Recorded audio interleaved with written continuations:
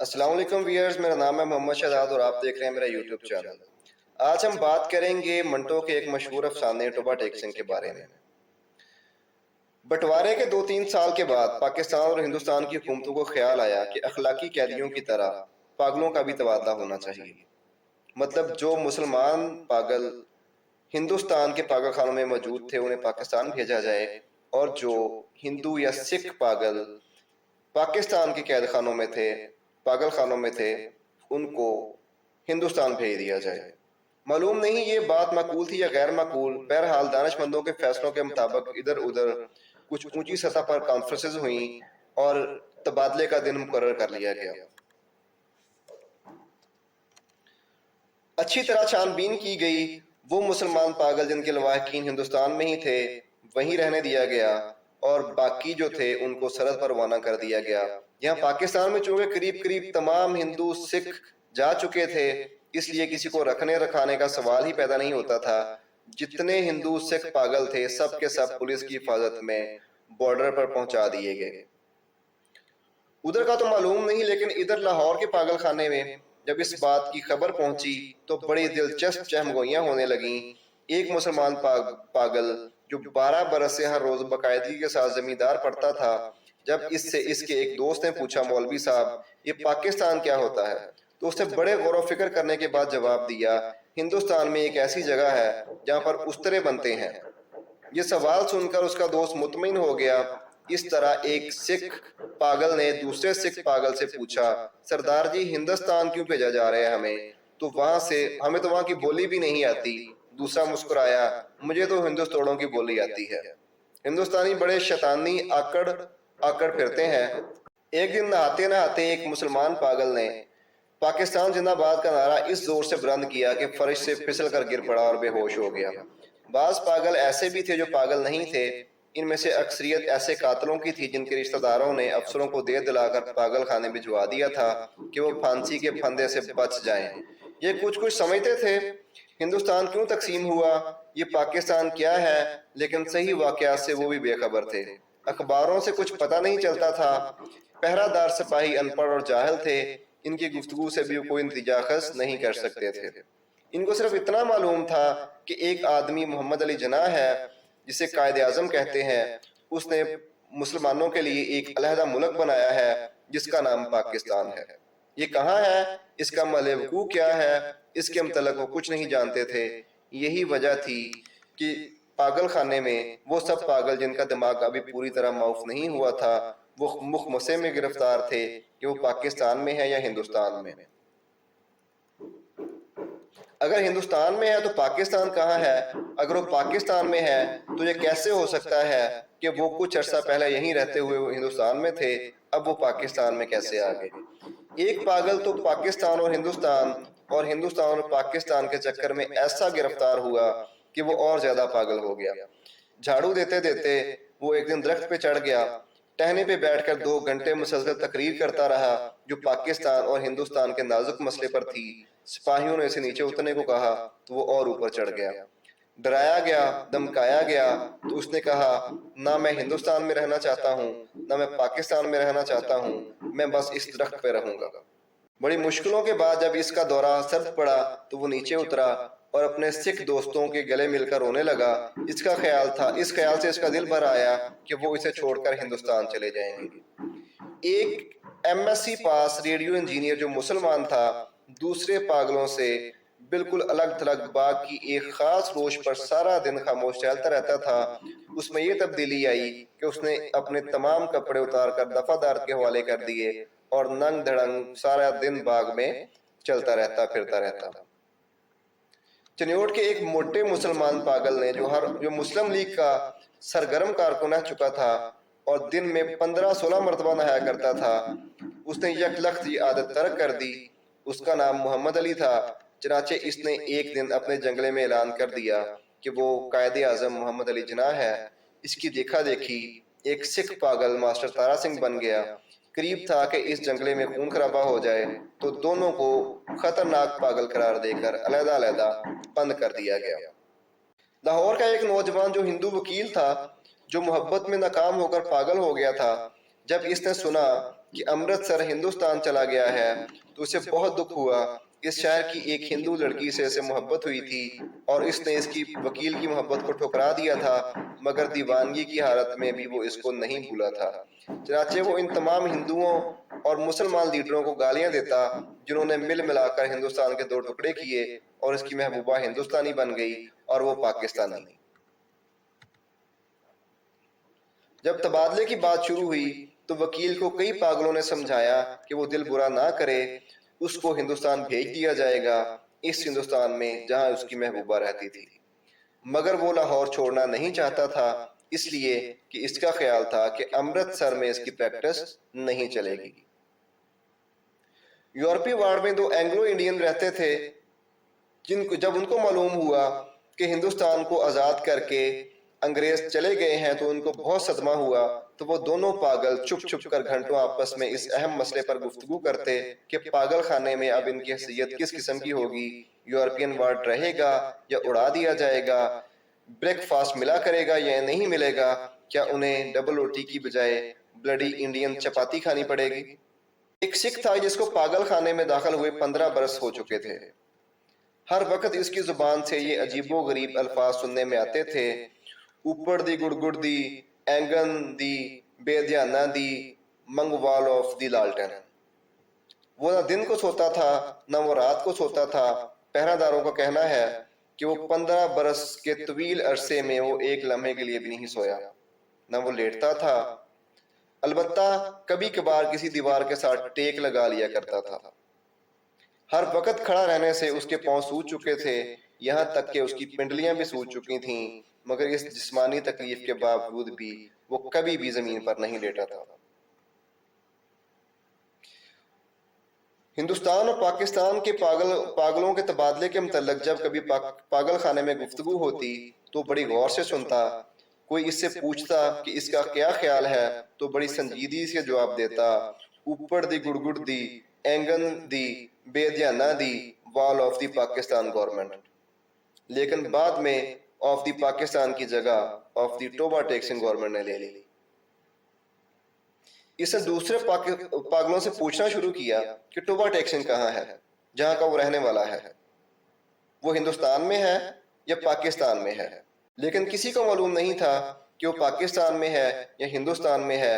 جو بتانے کی کوشش کرتے وہ خود اس الجھاؤ میں گرفتار ہو جاتے کہ سیالکوٹ پہلے ہندوستان میں ہوتا تھا پر اب سنا ہے کہ سیالکوٹ پاکستان میں ہے، کیا پتہ لاہور جو اب پاکستان میں ہے کل ہندوستان میں چلا جائے یا سارا ہندوستان ہی پاکستان بن جائے، اور یہ بھی کون بتا سکتا تھا کہ ہندوستان اور پاکستان کی دن دونوں سرے سے غائب ہی ہو جائیں۔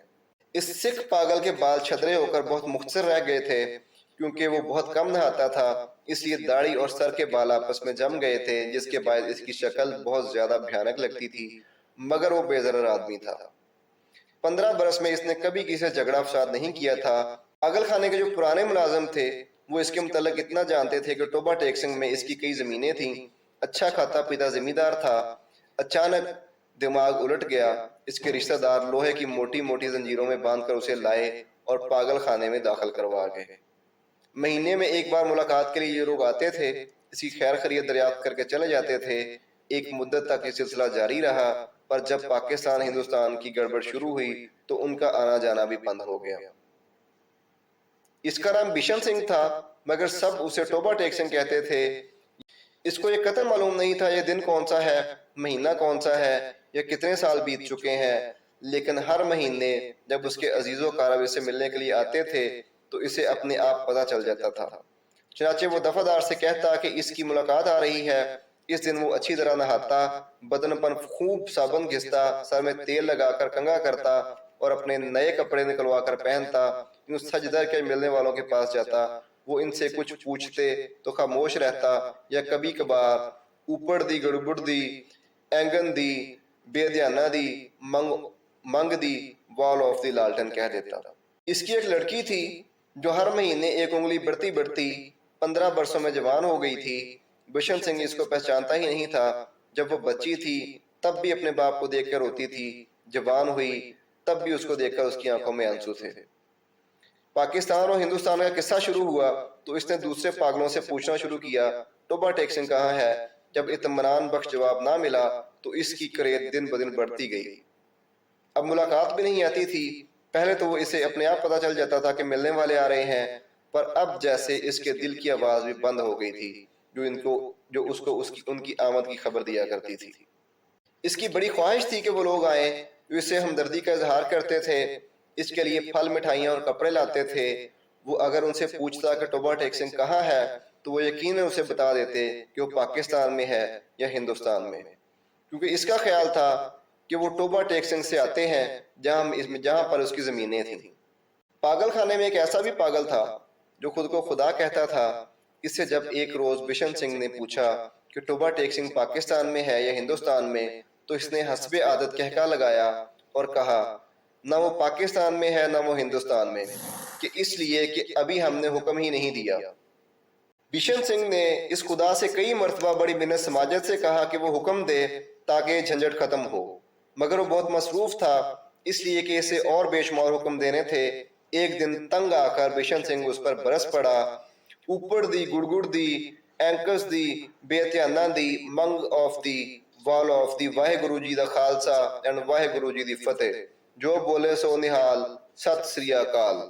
اس کا شاید یہ مطلب تھا کہ تم مسلمانوں کے خدا ہو، اگر تم سکھوں کے خدا ہوتے تو میری ضرور سنتے۔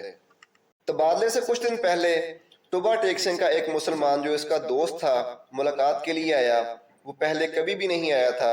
جب بشن سنگھ نے اسے دیکھا اور ایک طرف ہٹ گیا اور واپس جانے لگا، مگر سپاہیوں نے اسے روکا کہ یہ تم سے ملنے آیا ہے، یہ تمہارا دوست فضل دین ہے۔ بشن سنگھ نے فضل دین کو ایک نظر دیکھا اور کچھ بڑبڑانے لگا۔ فضل دین نے آگے بڑھ کر اس کے کندھے پہ ہاتھ رکھا۔ میں بہت دنوں سے سوچ رہا تھا کہ تم سے ملوں، لیکن فرصت نہیں ملی۔ تمہارے سب آدمی خیر خیریت سے ہندوستان چلے گئے ہیں، مجھ سے جتنا ہو سکا میں نے ان کی مدد کی، تمہاری بیٹی روپ کور بھی۔ وہ کچھ کہتے کہتے رک گیا۔ بشن سنگھ کچھ یاد کرنے لگا۔ بیٹی روپ کور، فضل دین نے رک رک کر کہا ہاں وہ بھی ٹھیک ہے اور وہ بھی ٹھیک ٹھاک پہنچ گئی ہے، وہ ان کے ساتھ چلی گئی ہے۔ بشن سنگھ خاموش رہا۔ فضل دین نے کہنا شروع کیا، انہوں نے مجھ سے کہا تھا کہ تمہاری خیر خیریت پوچھتا رہوں۔ اب میں نے سنا ہے کہ تم ہندوستان جا رہے ہو، بھائی بلویر سنگھ اور بہن امرت کور کو بھی میرا سلام کہنا۔ بھائی بلویر سے کہنا کہ فضل دین راضی خوشی ہے، جو 2 بری بھینسیں وہ چھوڑ کے گئے تھے ان میں سے ایک نے کٹا دیا ہے اور دوسری نے کٹی دی ہے، جو 6-7 دن کی ہو کے مر گئی تھی۔ اگر میرے لائق کوئی اور خدمت ہو تو میں ہر وقت تیار ہوں، اور یہ تمہارے لیے تھوڑے سے مرنڈے لایا ہوں۔ بشن سنگھ نے مرنڈوں کی پوٹلی لے کر پاس کھڑے سپاہی کے حوالے کر دی۔ فضل دین سے پوچھا ٹوبا ٹیک سنگھ کہاں ہے؟ فضل دین نے قدر حیرت سے کہا کہاں ہے؟ وہیں ہے جہاں تھا۔ بشن سنگھ نے پھر پوچھا پاکستان میں ہے یا ہندوستان میں؟ ہندوستان میں۔ نہیں پاکستان میں۔ فضل دین بوکھلا سا گیا۔ بشن سنگھ بڑبڑاتا ہوا چلا گیا، اوپر دی گڑگڑ دی اینگس دی بے دھیانہ دی منگ آف دی وال of the Pakistan and Hindustan of the دور فٹے منہ۔ تبادلے کی تیاریاں مکمل ہو چکی تھیں۔ ادھر سے ادھر آنے والے پاگلوں کی فہرستیں پہنچ گئی تھیں اور تبادلے کا دن بھی مقرر ہو چکا تھا۔ سخت سردیاں تھیں جب لاہور کے پاگل خانے سے ہندو سکھ پاگلوں سے بھری ہوئی لاریاں پولیس کے محافظ دستے کے ساتھ روانہ ہوئیں۔ متعلقہ افسر بھی ہمراہ تھے۔ واگا کے بارڈر پر طرفین کے سپرنٹنڈنٹ ایک دوسرے سے ملے اور ابتدائی کارروائی ختم کرنے کے بعد تبادلہ شروع ہو گیا، جو رات بھر جاری رہا۔ پاگلوں کو لاریوں سے نکالنا اور ان کو دوسرے افسروں کے حوالے کرنا بڑا کٹھن کام تھا۔ بعض تو نکلتے ہی نہیں تھے، جو نکلنے پر رضامند ہوتے ان کو سنبھالنا مشکل تھا، کیونکہ ادھر ادھر بھاگ اٹھتے تھے۔ جو ننگے تھے ان کو کپڑے پہنائے جاتے تو پھاڑ کے پھینک دیتے، تن سے جدا کر دیتے۔ کوئی گالیاں بک رہا تھا، کوئی گا رہا تھا، آپس میں لڑ جھگڑ رہے تھے، رو رہے تھے، بلک رہے تھے، کان پڑی آواز سنائی نہیں دیتی تھی۔ پاگل عورتوں کا شور غوغا الگ تھا۔ سردی اتنی کڑاکے کی تھی کہ دانت بج رہے تھے۔ پاگلوں کی اکثریت اس تبادلے کے حق میں نہیں تھی، اس لیے کہ ان کی سمجھ میں نہیں آتا تھا کہ انہیں اپنی جگہ سے اکھاڑ کر کہاں پھینکا جا رہا ہے۔ جو کچھ سوچ سمجھ سکتے تھے وہ پاکستان زندہ باد اور پاکستان مرد آباد کے نعرے لگا رہے تھے۔ 2-3 مرتبہ فساد ہوتے ہوتے بچا، کیونکہ بعض مسلمان اور سکھوں کو یہ نعرے تیش دلا رہے تھے۔ جب بشن سنگھ کی باری آئی اور وہ واگا کے اس پار متعلقہ افسر کے جو اس کا نام درج کر رہا تھا تو اس نے پوچھا ٹوبا ٹیک سنگھ کہاں ہے؟ پاکستان میں ہے یا ہندوستان میں؟ متعلقہ افسر ہنسا پاکستان میں۔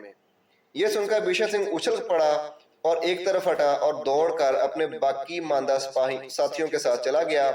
پاکستانی سپاہیوں نے اسے پکڑ لیا اور دوسری طرف لے جانے لگے مگر اس نے چلنے سے صاف انکار کر دیا۔